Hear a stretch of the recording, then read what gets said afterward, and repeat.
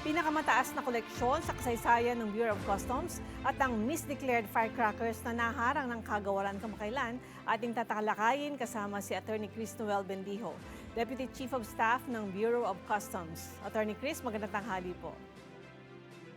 Sir Quen, magandang tanghali. Yusek Aboy, magandang tanghali sa iyo. Sir Joshua, good afternoon po. Attorney, nakapagdala ang BOC ng record high na 95.85 billion pesos na koleksyon nitong buwan ng Hulyo. Ano po yung pangunahing dahilan ng tagumpay na ito? Sa aming palagay, Sir Quen, talagang ito ay higher efficiency rate of assessment. Every week, meron tayong ginaganap na weekly collection conference. Pinangungunahan ito ni Assistant Commissioner Jet Marunilla. Kasama sila Deputy Commissioner Agaton Overo, sila RCMG, ang ating Deputy Commissioner Alambra, upang talagang tutukan ang koleksyon ng ating mga ports linggo-linggo at na ganoon ay matiyak natin na talagang tama ang nakokolektang duties and taxes at kung merong bumababang mga efficiency rates ay pinapataas po natin ito at pinapaalalahanan ng ating mga district collectors na mas maging mahigpit sa mga pagpapasok ng mga produkto at mga importations.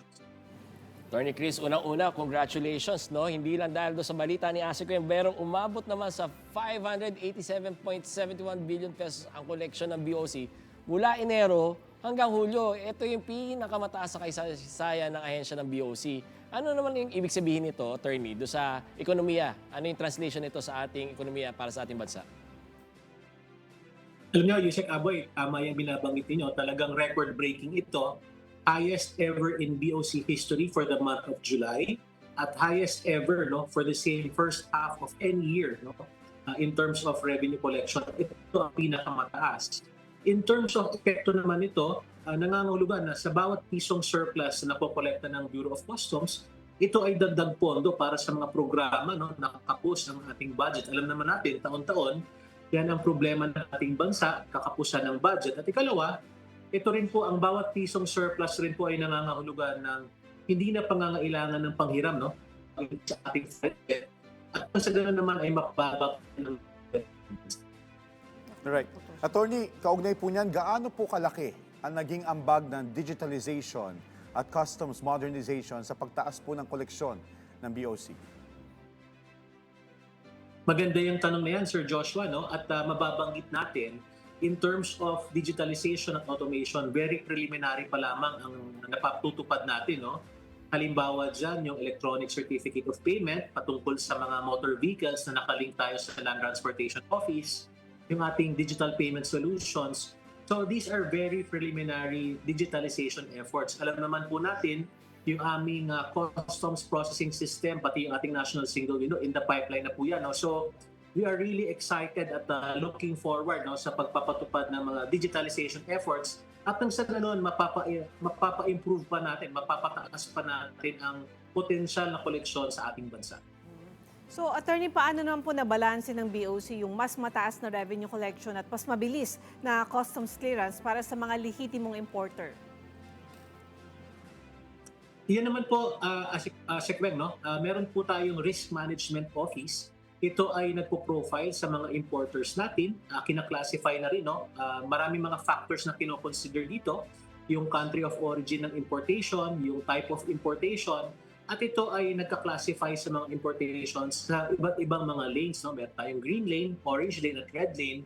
Ito binabalansin nitong prosesong ito ang bilis ng pagpasok ng kargamento, pati na rin yung ating mga post-clearance audit processes. Sa ibang bansa kasi, Sir Quen, mas mabilis ang pagpasok ng mga kargamento upang sa ganoon mas mabilis ang trade facilitation. Mas naiengganyo ang ating mga importers na mag-increase ng volume kasi nababawasan yung kanilang mga fees, yung storage fees, yung mga demorahe. So yan din ang pinapattern natin. But of course, we are really hoping na ma-implement na yung ating full digitalization, yung ating CPS at National Single Window, at nang sa ganoon mas mapabilis pa natin lalo ang ating trade facilitation sa ating bansa. Ako, Attorney Chris, dahil record-breaking, mataas yung koleksyon, ano naman yung mga susunod na prioridad ng BOC upang mapanatili mataas na koleksyon kasabay ng pagsubog po? Siyempre, yung issue parati dyan ng smuggling. Napakaganda ng tanong na yan, Yusek Aboy, Ang hangarin po ni Commissioner Ariel patungkol sa ating CPS, yung ating Customs Processing System, from step 1 hanggang sa dulong step, ibig sabihin from the time of lodging hanggang sa time of payment, lahat ito fully automated. Ibig sabihin, wala po kayong kausap na tao, no? Dahil alam naman natin sa tinagal-tagal ng Bureau of Customs, ang laging nagiging sanhi or issues of corruption ay patungkol sa mga tauhan natin, no, na nag-extort di umano, no? So kapag fully automated ang process, tinatanggal po natin yung opportunities for corruption, and of course, kapag po ikaw ay isang negosyante at kontrolado mo ang mga costs na ito, sigurado ka na hindi ka mag-extort ng mga kawani ng Bureau of Customs. Ang buong proseso ay fully automated with the help of artificial intelligence, ay mapapabilis ang iyong transaksyon, mamiminimize mo yung cost, at syempre yung iyong confidence, no, na magkaroon ng additional volume of importations ay mapapataas natin. Yan po lahat-lahat ay mangangahulugan ng mas mataas na koleksyon. At the same time, hindi po natin sinasakripisyo yung ating pangungontra sa smuggling sa ating bansa. Right. Sa ibang usapin naman po, sir, naharang ng BOC kamakailan itong 2 container ng firecrackers mula sa China na nagkakahalaga ng humigit kumulang 40 million pesos. Paano po natutukoy ng BOC mga ganitong uri ng misdeclaration or misdeclaration rather? At ano po ang paunang deklarasyon ng containers na ito? Dalawang bagay po ang naging dahilan kung bakit po natin nasabat yan. No? Unang-una, meron po tayong intelligence sharing sa ating mga karating na bansa sa Asia. No? Ikalawa, yung ating X-ray processes, no? Mas mahigpit po ito. Meron po tayong library ng mga imahe na kung saan makukumpara po natin ang mga pumapasok na importasyon, at dito madedetect po talaga natin kung anong uri ng produkto ang pumapasok sa ating bansa. Patungkol naman sa inyong pangalawang tanong, ang mga produktong ito ay dineklara sa papel bilang shelves, at yung ikalawa naman ay ceramic cups. No? Mayroong pagtangkang i-conceal ito kasi yung unang hilera ng mga kahon ay talagang naglalaman ng ceramic cups. Pero nung ating busisiin yung mga kahon na nasa loob pa, no, ng container, dito na natin nasabat, no, ang libo-libong kahon ng mga illegal na paputok na pinapasok sa ating bansa. So sir, ano naman po yung maaaring kaharapin ng mga sangkot sa illegal importation na ito? Siyempre, hindi lang naman yan isang grupo, no? Dahil hindi naman maliit na bagay yung ganitong mga kontrabando. Ano po yung pwede nilang kaharapin at ano po yung ways forward para po sa inyo naman na hindi na maulit na makapasok pa yung mga ganitong illegal na kontrabando? Una-una po, as far as the Bureau of Customs is concerned, violations po ito ng CMTA, no, yung ating Customs Modernization and Tariff Act. Dahil dito po sa kaso ito, nagkaroon po ng misdeclaration. No? Dinideklara nila itong bookshelves at ceramic cups, samantalang iba naman pala talaga yung produktong kanilang pinapasok. Ikalawa, sa aking pagkakaalam, patuloy po ang investigasyon, no, ng ating Philippine National Police, particularly yung Civil Security Group, dahil ang pagpapasok po ng mga ganitong firecrackers, no, medyo meron po itong explosive capability, ay napakamapanganib po sa ating national security. Sa aking pagkakaalam, ongoing pa po yung investigation at meron pa po silang mga exposures, no, to other criminal liabilities. Depende po sa magiging resulta ng investigasyon ng Philippine National Police. Sir, may follow-up lang ako, no? Doon sa mga dati ng naharang na mga misdeclared o yung mga kinumpiska, yung mga hindi nagbayad ng tamang tax, yung naitambak dati sa port, ano na po ang balita sa mga ito? Gaya ng mga sibuyas, yung mga damit na mga second hand, at saka yung mga basura. Asa na po itong mga to ngayon? Iba-iba ang magiging kahinatnan ng mga yan, no, Sekweg, no? Dahil kapag ito ay produktong agrikultural, kailangan po nating makipag-coordinate sa Anti-Economic Sabotage Council dahil sila po ang may primary jurisdiction when it comes to the destruction of these products. No?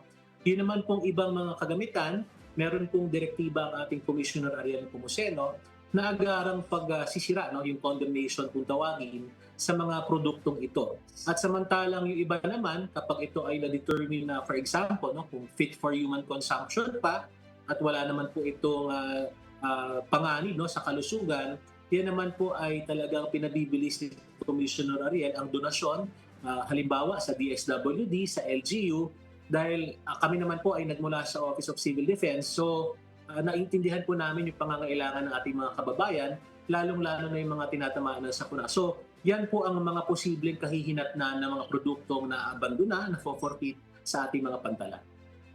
Ako, Attorney Chris, mensahe niyo na lang po sa ating mga kababayan na nais pang sumubok na magpasok ng mga illegal na kontrabando at produkto sa ating bansa.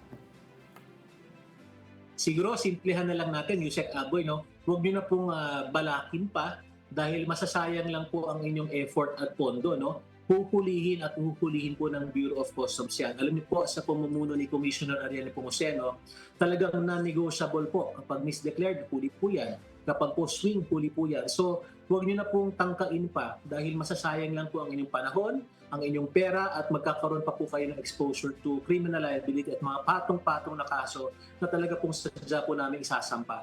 So, bilang paalala po sa ating publiko, maging maingat din po sa pag-aalok ng mga ibang mga sindikato sa patungkol sa pag-deliver ng mga kargamento at mga shipments. Pag po tayo magpapadala sa mga yan, makatitiyak po kayo, pagbubutihin pa po ng Bureau of Customs ang aming trabaho, pahigpitin pa po natin ang ating border security, dahil hindi po pwedeng makapasok sa ating bansa ang mga kontrabando tulad po ng prohibited drugs at iba pa pong illegal na substances. Alright, maraming salamat po sa inyong oras, Attorney Chris Noel Bendijo, Deputy Chief of Staff ng Bureau of Customs. Thank you, sir. Thank you, Attorney Chris. Salamat, Atty. Thank you very much. Good afternoon.